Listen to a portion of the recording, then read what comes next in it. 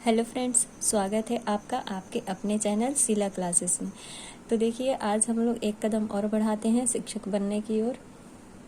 तो जो BEd first year और सेकेंड ईयर और डीएलएड में मेन टॉपिक है, एक ही टॉपिक है जो कि सहायक सामग्री टीचिंग एड्स पूछता है।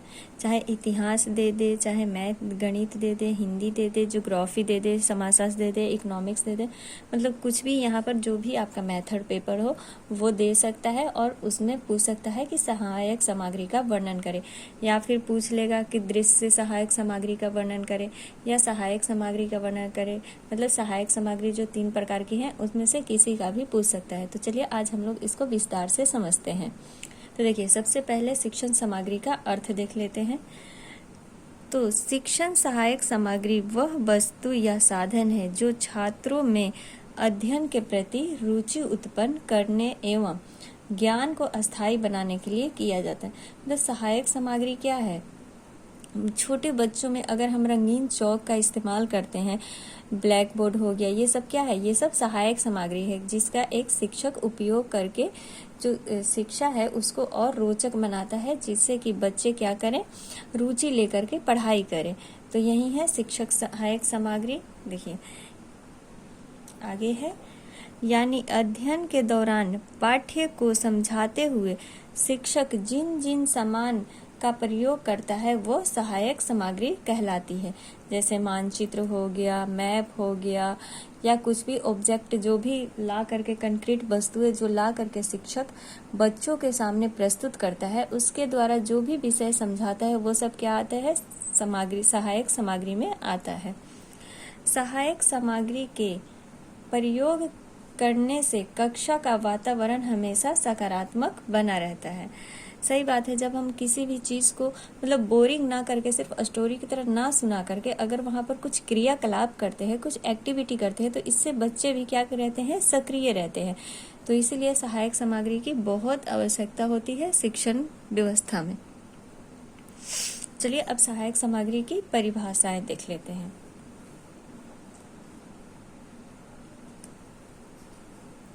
तो डेंट्स के अनुसार, डेंट क्या कहते हैं कि सहायक सामग्री वह सामग्री है जो कक्षा में लिखित या बोली गई पाठ्य वस्तु को समझने में सहायता प्रदान करती है। मतलब ये जो लिखी गई हो, जैसे बोर्ड पर ही जो लिखी जाती है या बोली गई हो, उस वस्तु को समझने में क्या करती है? वो सहायता प्रदान करती है। ये किसके अनुसार है? डेंट के अनुसार। एल्विन स्ट्रॉन्ग के अनुसार, एल्विन क्या कहते हैं कि सहायक सामग्री के अंतर्गत उन सभी साधनों को सम्मिलित किया जाता है जिसकी सहायता से छात्रों की पाठ में रुचि बनती है। मतलब एक शिक्षक क्या करता है? उन सभी वस्तुओं को सम्मिलित करता है जिसके द्वारा छात्र जो है पढ़ने में रुचि ले सके। ये सब क्या कहते हैं? सहायक सामग्री कहलाती है। ये किसके अनुसार है? तो एल्विन स्ट्रॉन्ग के अनुसार। चलिए अब टीचिंग की महत्व देख लेते हैं कि शिक्षण सामग्री का आखिर। देखिए, शिक्षण सामग्री का महत्व पहला है, सहायक सामग्री विषय को अस्थायी रूप से सीखने व समझने में सहायक होती है। देखिए, कोई भी चीज़ अगर स्टोरी के ऐसे अगर हम लोग पढ़ेंगे, जैसे बुक में दिया रहता है चैप्टर, तो ऐसे समझ में नहीं आता है इतना जल्दी बच्चों को। लेकिन वही चीज़ अगर हम उनको कहानी के द्वारा या फिल्म के चित्र के द्वारा अगर दिखा करके उनको समझाएंगे तो वो क्या होता है? दिमाग में एक चित्र बन जाता है, एक मैप की तरह बन जाता है, जो बच्चों को आसानी से समझ में आ जाता है। तो इसीलिए कहा गया है कि वो अस्थायी रूप से क्या होता है? उनके दिमाग में बैठ जाता है। दूसरा महत्व क्यों है? यह शिक्षक के समय व ऊर्जा दोनों की बचत करती। अब बच्चे जल्दी से सहायक सामग्री के द्वारा सीखेंगे तो ये तो जाहिर सी बात है कि शिक्षक का जो है समय और ऊर्जा दोनों बचत होगा। तीसरा है, भाषा संबंधी कठिनाइयों को दूर करती है। देखिए, अब जैसे मान लीजिए किसी बच्चे को हिंदी या इंग्लिश नहीं समझ में आ रहा है और उसके सामने हम कुछ प्रोजेक्टर के द्वारा प्रस्तुत करेंगे तो वो फिगर के द्वारा भी समझ जाएगा। या किसी बच्चे को कम सुनाई देता है तो उसके सामने हम लिख करके अगर वो चीज़ समझाते हैं तो उसको ज़्यादा समझ में आएगा। तो इसलिए क्या होता है कि भाषा संबंधी कठिनाइयों को भी दूर करती है सहायक सामग्री। अध्यापन रुचिकर होने से छात्र अधिक सक्रिय रहते हैं और पाठ का अधिक सरलता से ग्रहण करते। ये सही बात है, जिसको मतलब अगर रुचि आएगा पढ़ने में तो वो बच्चे तो सरल से सीखेंगे ही। अगर जो समझ में नहीं आएगा उसको शिक्षक अच्छे से सहायक सामग्री के द्वारा समझा दे तो बच्चे क्या रहते हैं, उसको आसानी से सीख लेते हैं। नेक्स्ट पॉइंट है, छात्रों को वस्तुओं को प्रत्यक्ष रूप से देखने, छूने, महसूस करने का भी अवसर मिलता है। देखिए सहायक सामग्री में ये सही बात है। अब बच्चों को अगर हम सजीव निर्जीव वस्तु पढ़ा रहे हैं और उन लोगों के सामने अगर सजीव चीज़ें लाकर रख देंगे और निर्जीव वस्तु को लाएंगे और बच्चे अगर जब टच करके महसूस करेंगे तो क्या होता है, उनके अंदर एक नई एक्टिविटी आती है, सीखने की एक नई जिज्ञासा जगती है। तो ये क्या होता है कि मतलब छात्रों को जो वस्तु हम लोग सामने रखते हैं उन्हें छूने, महसूस करने का भी अवसर मिलता है। नेक्स्ट पॉइंट है, वे प्राकृतिक व कृत्रिम वस्तुओं में अंतर को जान पाते हैं। देखिए अभी बताइए ना सजीव और निर्जीव, तो क्या करते हैं कि अंतर को भी समझते हैं कि ये सजीव वस्तु है, ये निर्जीव वस्तु है। अब चलिए इसके उद्देश्य को देख लेते हैं। छात्रों में पाठ के प्रति रुचि जागृत करना इसका उद्देश्य है। शिक्षण सामग्री का क्या उद्देश्य है कि छात्रों में पढ़ने के प्रति क्या हो, रुचि उत्पन्न हो। तीव्र एवं मंद बुद्धि के बालकों को योग्यता अनुसार शिक्षा देना। देखिए तीव्र एवं मंद बुद्धि के बालक, यहाँ पर क्या आता है बात कि जैसे कोई बच्चा एक ही शिक्षक सभी बच्चों को पढ़ाता है, लेकिन उसी में क्या होता है, कोई बच्चा जल्दी से सीख जाता है और कोई बच्चा धीमे सीखता है। तो सहायक सामग्री यहाँ पर क्या होता है, बच्चों को सीखने में मदद करता है। सीखने की गति में सुधार करना, शिक्षण सामग्री का क्या उद्देश्य है कि वो सीखने की गति में भी सुधार करता है। मान लीजिए बच्चा बुक के द्वारा नहीं समझ पाता है तो उसके सामने अगर हम लोग स्टोरी के द्वारा रखेंगे, कुछ भी चीज़ प्रस्तुत करेंगे तो वो क्या करेगा, समझ लेगा। नेक्स्ट पॉइंट है, बालक का ध्यान अध्ययन की ओर केंद्रित करना। इसका मेन उद्देश्य क्या है कि पढ़ाई की तरफ बच्चों का ध्यान केंद्रित करना। अमूर्त पदार्थों को मूर्त रूप देना। देखिए छोटे बच्चों के सामने अगर ए फॉर एप्पल या मैंगो समझा रहे हैं और उसके सामने मूर्त रूप से प्रस्तुत कर दे तो वो जल्दी समझ जाएंगे। जटिल विषयों को सरल रूप में प्रस्तुत करना, यानी जो भी विषय कठिन हो उनको क्या करना होता है, आसान बनाना होता है। किसके द्वारा, सहायक सामग्री के द्वारा। देखिए अब बच्चों को मान लीजिए नदी के बारे में पढ़ा रहे हैं या इंडिया के जो स्टेट है उनको समझा रहे हैं, तो अगर वहाँ पर हम लोग मैप रखेंगे तो उसके द्वारा क्या होगा, एक तो बच्चों के दिमाग में वो सारा फिगर बनते जाएगा और बच्चे आसानी से सारे स्टेट को क्या कर लेंगे, याद कर लेंगे। तो इसका उद्देश्य ये भी है। अब चलिए सहायक सामग्री, तो सहायक सामग्री के 3 प्रकार है। कौन कौन से हैं, विजुअल एड्स है यानी दृश्य सामग्री, ऑडियो टीचिंग एड्स है यानी श्रव्य सहायक सामग्री, तथा ऑडियो विजुअल एड्स यानी दृश्य श्रव्य सामग्री। तो दृश्य श्रव्य सामग्री कौन कौन से हैं, चित्र, मानचित्र, ग्राफ, विज्ञान संग्रहालय, प्रोजेक्टर, फिल्म स्ट्रिप, ये सब क्या है, ये विजुअल एड्स हैं। ऑडियो टीचिंग क्या है, जिसमें सुनकर बच्चे ग्रहण करते हैं शिक्षा, तो रेडियो, ग्रामोफोन, टेप रिकॉर्डर, ये सब पहले होता था पर अब इतना नहीं चलन में है। एंड लास्ट है ऑडियो विजुअल यानी दृश्य श्रव्य, जिसमें दिखाई भी दे और सुनाई भी दे। तो क्या है, टेलीविज़न हो गया, चलचित्र हो गया, ड्रामा हो गया, आजकल तो मोबाइल भी हो गया, कंप्यूटर भी हो गया, इस पर भी बच्चे क्या कर रहे हैं, देख भी रहे हैं और समझ भी रहे हैं। तो ये सब किस में आ जाता है, दृश्य श्रव्य सामग्री में आ जाता है। चलिए अब दृश्य सामग्री को देखते हैं। पहला क्या है, देखिए दृश्य सामग्री को प्रयोग करके एक शिक्षक अपने छात्रों के कठिन शब्द को समझाने की कोशिश करता है। देखिए दृश्य सामग्री में क्या करता है, जो कठिन शब्द, या मान लीजिए अकबर के बारे में ही बताना हो तो टीचर क्या करेंगे, वहाँ पर जो अकबर का चित्र होगा या उसके साम्राज्य का जो चित्र होगा तो उसको ला करके बच्चों के सामने दर्शाएंगे तो बच्चे क्या करेंगे, सीख जाएंगे, पौराणिक चीज़ों को जल्दी से मतलब समझेंगे। दूसरा पॉइंट है, इसके द्वारा बच्चों में रुचि उत्पन्न होती है।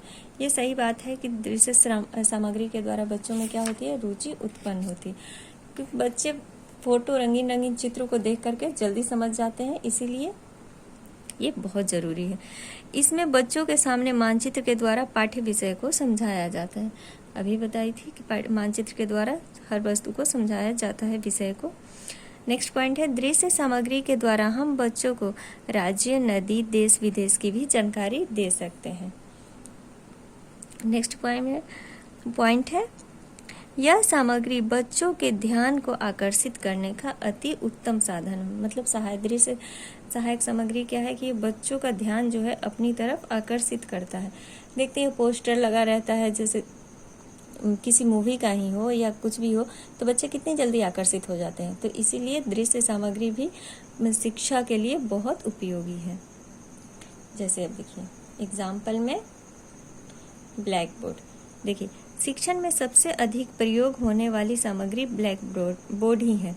ये प्राचीन काल से ही मतलब उपयोग होता है ब्लैक बोर्ड का, जिसका प्रयोग शहरी व ग्रामीण स्कूलों में भरपूर मात्रा में होता है। यह एक सामान्य शिक्षण सामग्री है, इसीलिए इसका प्रयोग सावधानी पूर्वक करना चाहिए।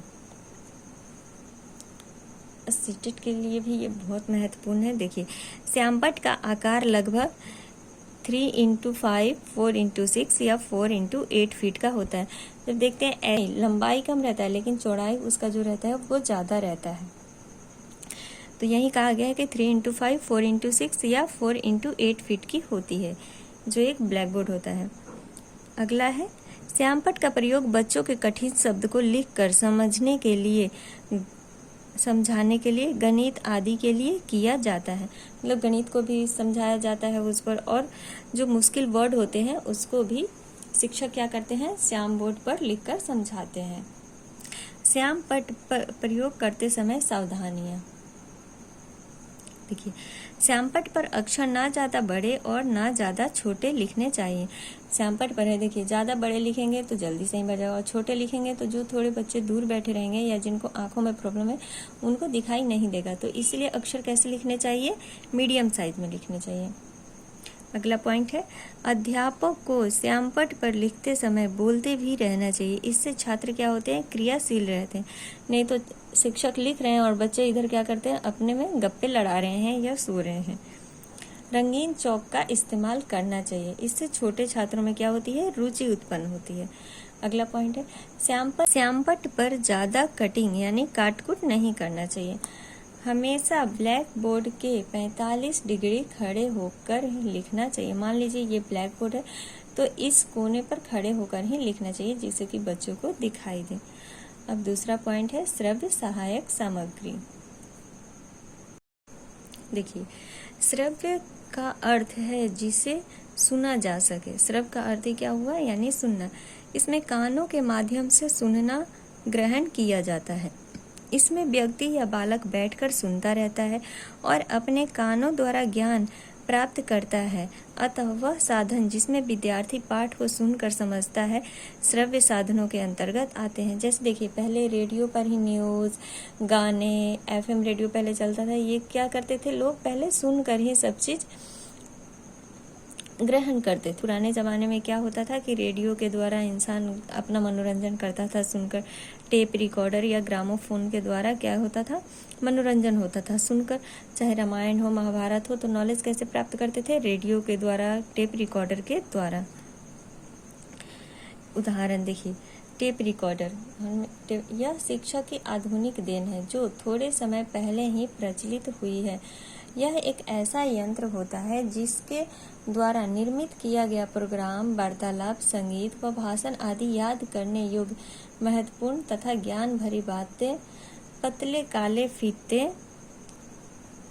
देखिए जो टेप रिकॉर्डर है उसका पतला फीता आप लोग देखे होंगे, काला फीता की तरह रहता है। तो उसी में सारा बात वो क्या रहता था, रिकॉर्ड रहता था। आजकल भी देखते होंगे कुछ भी चीज़ अगर रिकॉर्ड करके ही करते हैं, उसी में आवाज़ अपना कर लेते हैं और उसी क्या करते हैं, पूरा रोड सड़क पूरा रैली बजाते रहते हैं। तो वो क्या हो गया, टेप रिकॉर्डर के द्वारा, यानी लोगों को सुनाना, श्रव्य ग्रहण करवाना। देखिए पतली पट्टी पर क्या होती थी, अंकित होती थी। जो टेप रिकॉर्डर का जो भी सारा बात रिकॉर्ड होता था वो किस पर रहता था, पतला पट्टी रहता था, उसी में सारा रिकॉर्ड होता था और यह पूरा विवरण फीते पर एकत्रित होता रहता है। जब किसी भी टेप को पुनः सुनना होता है तो उसे कभी भी सुना जा सकता है और इसकी काफ़ी लंबे समय तक सुरक्षित रखा भी जा सकता है। और इसको क्या किया जा सकता है कि काफ़ी लंबे समय तक ये सुरक्षित भी रखा जा सकता है। इसके माध्यम से विद्यालय में अध्यापक या मुख्य अतिथि द्वारा पढ़ाए गए पाठ या भाषण को टेप करके आवश्यकता पड़ने पर विद्यार्थियों को सुनाया जा सकता है। जैसे मान लीजिए पहले के महात्मा गांधी के अगर जो भी वाक्य होंगे, रिकॉर्ड होंगे, तो उसको क्या बच्चों के सामने क्या किया जाता है, सुनाया जाता है कि हाँ भाई ये महात्मा गांधी की आवाज़ है, उनके क्या है भाषण है। तो ये सब क्या हुआ, टेप रिकॉर्डर के द्वारा ही सब सुरक्षित रखा गया है। देखिए टेप रिकॉर्डर का लाभ क्या है, पॉइंट है, यह कम खर्चीला व प्रभावी होता है। टेप रिकॉर्डर जो है बहुत कम खर्चीला होता है, इसको विद्युत के अभाव में भी चलाया जा सकता है। देखिए टेप रिकॉर्डर बैटरी के द्वारा चलता है, तो इसीलिए इसमें बिजली की कोई आवश्यकता नहीं होती है। इसका प्रयोग इतना सरल है कि कोई भी व्यक्ति बिना किसी विशेष प्रशिक्षण के ही इसको उपयोग में ला सकता है। बस टेप रिकॉर्डर को क्या करना होता था, एक बटन ऐसे टिपते थे तो ऊपर कैसेट क्या होता था, उठ जाता था, और कैसेट निकाल करके फिर हम लोग कैसेट डाल के चला सकते हैं। तो इसीलिए इसमें किसी प्रशिक्षण की ज़रूरत नहीं है। इसके प्रयोग से कक्षा में अनुशासन बना रहता है। टेप रिकॉर्डर से जो है वो कक्षा में क्या होता है, अनुशासन बना रहता है। अभी भी देख के रहे हैं बड़े बड़े स्कूलों में क्या माइक हर क्लास में लग जाता है, और प्रिंसिपल एक जगह से सभी बच्चों को क्या करती हैं, एड्रेस करती हैं। तो क्या है, टेप रिकॉर्डर है या माइक है, जो भी है आजकल वो यूज़ हो रहा है। टेप रिकॉर्डर चलाते समय आवश्यकता अनुसार इसे बीच में ही रोक कर विद्यार्थियों को उसका विस्तृत ज्ञान दिया जा सकता है। जैसे देखिए बीच में ही चलाते समय उसको रोक करके उसको विस्तार से क्या किया जा सकता है, बच्चों को समझाया जा सकता है। छठा पॉइंट है, व्याख्यान के अतिरिक्त जानवरों व चिड़ियों की आवाज़ों को भी रिकॉर्ड किया जा सकता है। जैसे हम बच्चों के सामने अगर व्याख्या किसी बात को कर रहे हैं तो उसके सामने क्या, जैसे जानवरों की आवाज़ सुनाना है, छोटे बच्चों को क्या करना होता है, बिल्ली की आवाज़ पहचान में करानी है, या शेर का हो गया, या चूहे का हो गया, या पक्षी का हो गया, या जानवर का हो गया, तो उसको क्या करेंगे, रिकॉर्ड करके हम बच्चों के सामने प्रस्तुत कर सकते हैं। इससे बच्चे क्या होंगे, जल्दी से प्रभावित होंगे और उस नॉलेज को क्या करेंगे, जल्दी ग्रहण करेंगे। तीसरा पॉइंट क्या है, दृश्य श्रव्य सामग्री यानी ऑडियो विजुअल एड्स। देखिए दृश्य श्रव्य सामग्री आजकल क्या हो गई, मोबाइल हो गया, टीवी हो गया, कंप्यूटर हो गया, ये सब क्या हो गया है, ऑडियो विजुअल एड्स हो गया है। जब हम किसी बात को या तो केवल सुनते हैं या केवल देखते हैं तो इस प्रकार प्राप्त किया गया ज्ञान बहुत थोड़े समय तक ही रहता है। देखिए जब हम किसी बात को अगर देखकर सिर्फ देख ही रहे हैं, उसको सुन नहीं रहे हैं, और अगर सुन रहे हैं तो सिर्फ सुन ही रहे हैं, उसको देख नहीं रहे हैं, तो वो ज्ञान क्या है, थोड़े समय में ख़त्म हो जाता है। लेकिन जब हम किसी बात या कार्य को देखते हुए सुनते हैं या सुनते हुए देखते हैं तो वह ज्ञान ज़्यादा समय तक हमारे मस्तिष्क में क्या रहता है, विद्यमान रहता है, यानी स्थित हो जाता है। जैसे देखते होंगे कि पुराना जो भी मूवी कोई बच्चा अगर देख लेता है तो उसको हमेशा याद रहता है। इसीलिए आजकल क्या किया गया है, इंसान जो व्यक्ति हैं, चाहे जनसंख्या के ऊपर या शिक्षा के ऊपर लेकर के जागृत किया जा रहा है। कैसे, नुक्कड़ नाटक करके देखते होंगे, गलियों में, गाँव में बहुत सारा नाटक किया जाता है, जिससे कि जो व्यक्ति हैं वो अपने बच्चों को क्या करें, शिक्षा दें, स्कूल भेजें। तो ये सब क्या आ गया, ऑडियो विजुअल एड्स में ही आ जाता है। जो नुक्कड़ नाटक, ये सब ड्रामा किया जाता है, ये सब इसी में आता है। अतः इस प्रकार हम कह सकते हैं कि दृश्य श्रव्य सामग्री वह सामग्री होती है जिसमें दृश्य यानी आँखों द्वारा देखकर व श्रव्य यानी कानों द्वारा सुनकर दोनों ही इंद्रियों का प्रयोग होता है। इसमें आँख का भी प्रयोग होता है और कान का भी प्रयोग होता है। जैसे टेलीविज़न हो गया, चलचित्र हो गया, ड्रामा हो गया। एग्जाम्पल, टेलीविज़न वर्तमान समय में मनोरंजन के साथ साथ क्या दे रहा है, तो ज्ञान भरी बातें, देश विदेश आदि के बारे में भी समाचार के माध्यम से हमें क्या मिलती है, जानकारी मिलती है। इससे दृश्य व श्रव्य दोनों का प्रयोग होता है। देखिए आज हम यहाँ पर हैं, लेकिन अमेरिका के राष्ट्रपति को भी देख सकते हैं, या इंडिया के राष्ट्रपति या प्रधानमंत्री को भी हम लोग देख सकते हैं। किसके द्वारा, टीवी के कारण ही ये सब संभव हो पा रहा है, और उनकी आवाज़ को भी हम सुन सकते हैं। लेकिन प्राचीन काल में ऐसा नहीं था, सिर्फ आवाज़ें ही सुन पाते थे टेप रिकॉर्डर या रेडियो के द्वारा। आजकल के शिक्षण में टीवी एक सशक्त साधन के रूप में प्रयुक्त किया जा रहा है। इसमें घर बैठे ही पूरे संसार की जानकारी व शिक्षा संबंधी बातों को हम लोग क्या करते हैं, जान लेते हैं। तो टीवी आजकल क्या है, एक सबसे महत्वपूर्ण क्या है, टीचिंग एड्स है, या ऐसे भी नॉलेज के लिए ये क्या है, बहुत अच्छी वस्तु हो गई है इंसान की ज़िंदगी के लिए। अब टेलीविज़न का लाभ क्या है, देखिए, तो इसके द्वारा प्रत्येक व्यक्ति को घर बैठे पूरी जानकारी मिल जाती है। इसके द्वारा क्या है, यह विद्यार्थियों का ध्यान आकर्षित करने के लिए बहुत उपयोगी होता है। देखिए, टीवी में बहुत रंग बिरंगा चीज़ दिखाई देता है, चाहे कपड़े हो चाहे वस्तु हो, कुछ भी चीज़ हो रंग बिरंगा दिखाई देता है, तो इससे बच्चों क्या होते हैं, आकर्षित होते हैं। तीसरा पॉइंट है, इसमें बालक चित्रों द्वारा रहन सहन, प्रदेशों की स्थिति, कल मशीनें, महान व्यक्तियों के भाषण आदि को देख व सुनकर आसानी से ज्ञान प्राप्त कर सकते हैं।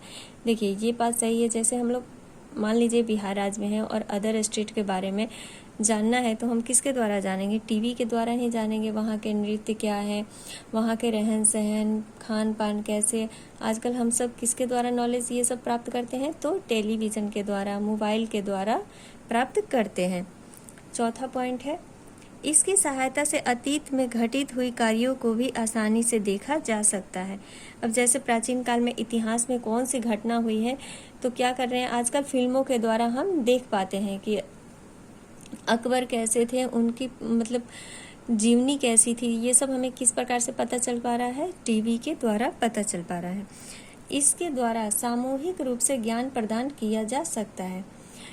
इसके द्वारा देखिए, जैसे स्कूल में बच्चे इकट्ठे बैठे हैं और सभी को ज्ञान देना है, तो एक जगह हम लोग टीवी हॉल में लगा सकते हैं और वहाँ पर सभी छात्रों को इकट्ठा करके किसी महान व्यक्ति की जीवनी या उनके विचारों को दिखा सकते हैं। तो इससे बच्चे में क्या होती है, ज्ञान की प्राप्ति होती है, बच्चे अच्छे से ग्रहण करते हैं उस नॉलेज को।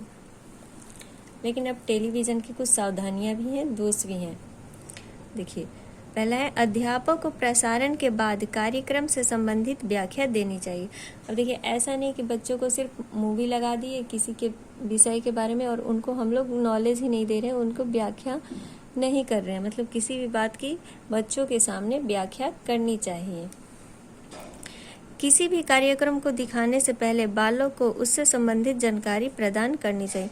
मान लीजिए हम लोग अकबर के बारे में बता रहे हैं या बाबर, हुमायूं या फिर छत्रपति शिवाजी के बारे में, तो उनसे जुड़ी कुछ जो महत्वपूर्ण घटनाएं हैं उनको पहले बच्चों के सामने प्रस्तुत कर देनी चाहिए। तीसरा पॉइंट है, विद्यार्थियों को टेलीविज़न से अनावश्यक छेड़खानी नहीं करनी देनी चाहिए। विद्यार्थियों को बिना शोरगुल वाली जगह पर प्रसारण दिखाना चाहिए। मतलब जहाँ पर हल्ला ना हो, जहाँ बच्चे शांति से देख सके, तो वहाँ पर क्या करना चाहिए, टेलीविज़न को प्रसारित करना चाहिए। तो आज हम लोगों ने सहायक सामग्री को जाना, चाहे वो किसी भी मेथड पेपर में आए, कोई भी आपका मेथड पेपर हो, लिख सकते हैं, ये सबके लिए एक ही है। तो चलिए, आई होप आप लोगों को अच्छा लगा होगा। अगर अच्छा लगे तो प्लीज़ मुझे सपोर्ट करें।